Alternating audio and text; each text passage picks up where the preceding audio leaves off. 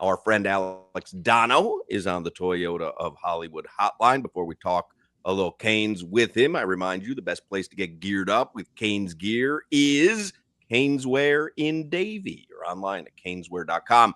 Alex Donno hosts the Locked On Canes podcast, fills in for us occasionally as well. He'll be filling in for us one day next week, and we always enjoy talking football with him. What do you think the line would be for Canes at FSU? I'm just spitballing here. I have no idea if I'd be in the ballpark or not.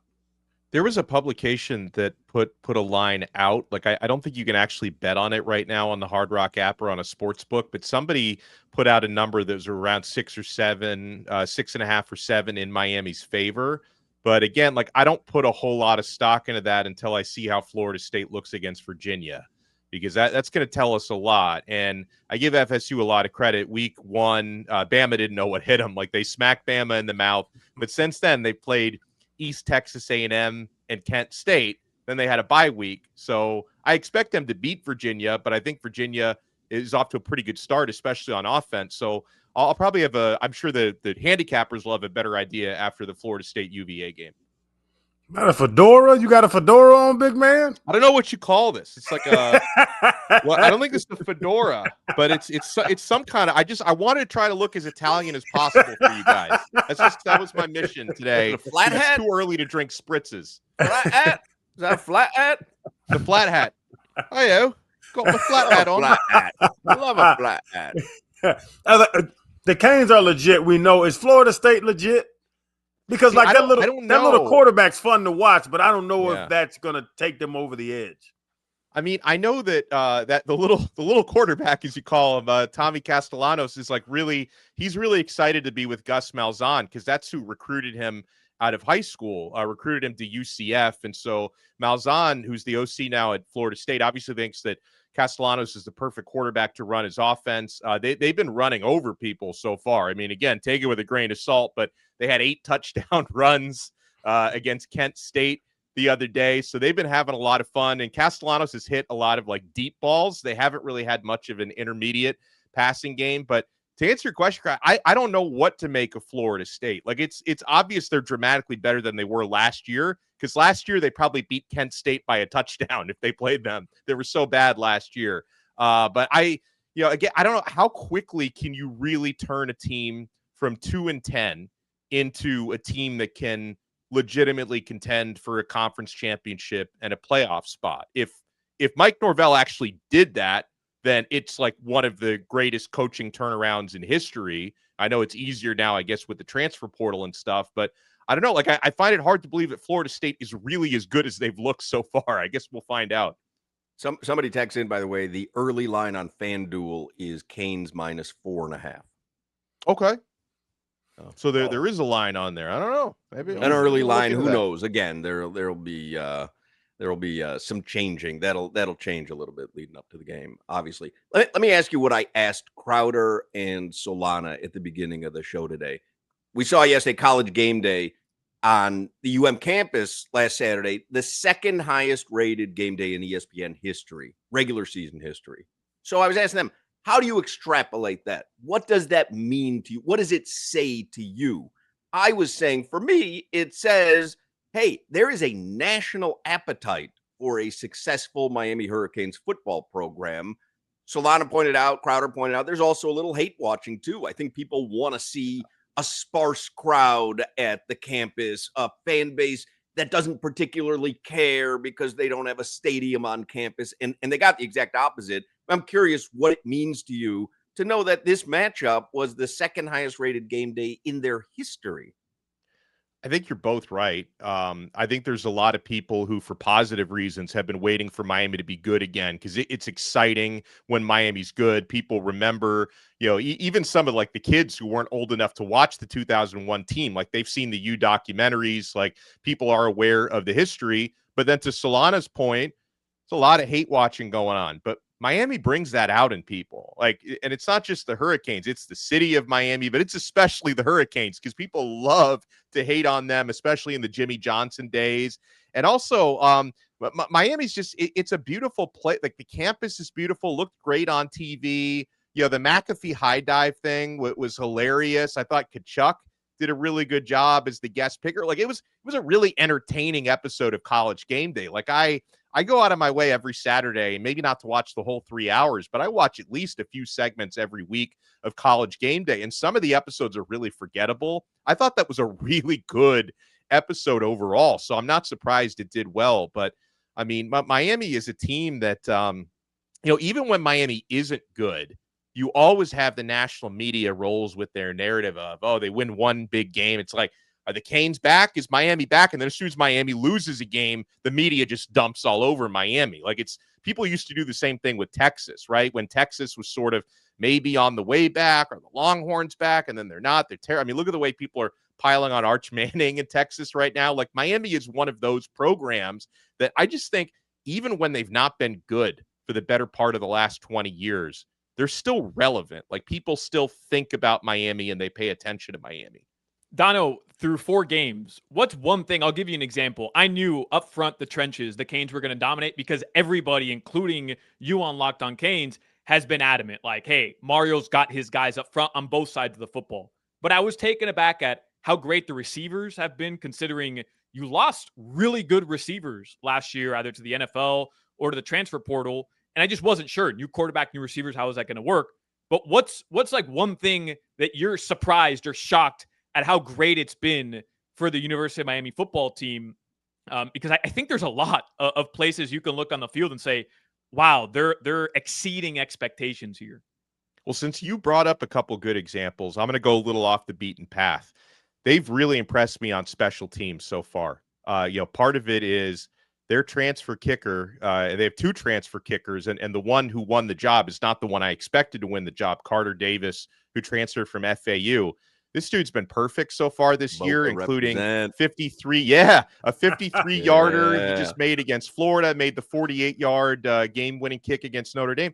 He was 4 for 11 at FAU. Like, I mean, how is he doing what he's doing right now? And it's also the coverage, and it helps that Davis has been booming everything through the end zone. So Miami gave up 2 kickoff returns for touchdowns last year, which was, kind of embarrassing. The punting's been really good. The coverage has been really good. So I would say special teams, because special teams, people didn't talk about it that much because the defense was also not good. That was a more obvious thing. But special teams was also a liability last year in a lot of ways, and they've looked really good so far this year. And not just the additions, like the bringing in Cam Ward for a year, Heisman Trophy candidate, bringing in Carson Beck, Heisman Trophy candidate. And now you're saying like the transfer portal is changing things. But I keep telling people when they ask me, look around the team, look at the O-line, look at, like, they're building from within. Mario's building from within, where you want to look at the big names coming in, but these trenches are killing people. Like, they know I get excited. Like, I almost get a little excited when Ruben Bain's name get brought up, because he might be the best player in the nation at what he does. Like, the overall, the big names are there, but overall, this roster has been adjusted. Like you said, how long does it take to change the roster? It took what? It took Mario 3 years, 4 years. Now they have some dogs out there.